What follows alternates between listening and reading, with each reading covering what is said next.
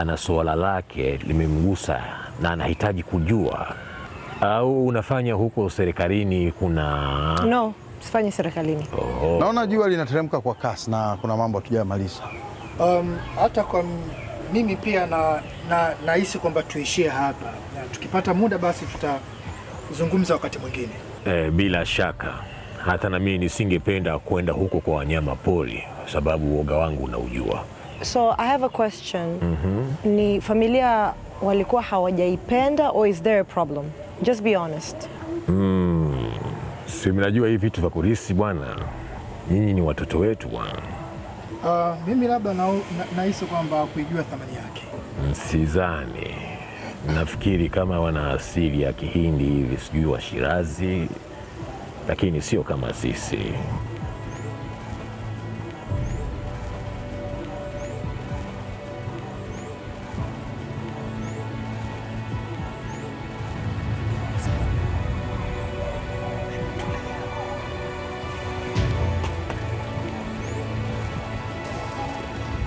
Unajisikitisha nini?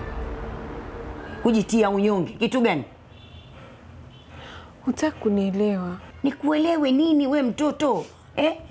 Rita ni mwanamke kama wewe. Ana mapembe. Kama anakutisha wewe anakuchoma. Kwa nini akupelekeshe kama puto la birthday? Wewe ungekita hizo kwato zako na ungemuonyesha kuwa wewe ni mama wa wale watoto, na ukamuonyesha kabisa misimamo yako kwa vitendo. Yule angekupelekesha yule. Mama, yule mwanamke ni mshari. Na we muonyeshe ushari wako. Dawa ya moto ni moto. Akifanya kanywa mafuta tena, we muonyeshe kwamba umekunywa petroli.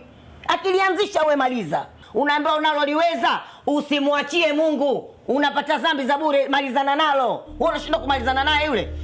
Unashindwa kumalizana naye mpaka utese watoto wako? Nasema na wewe, sisemi na jiwe. Ala, iti ya maharibi ya roho bure na kaskasi ya pua. Unaimuweza unamalizana naye. Ala, iti ya unyonge wa bure. Kwani yeye nani yule? Yule si mtu tu. Utajiri anaweza kupa pumzi yule.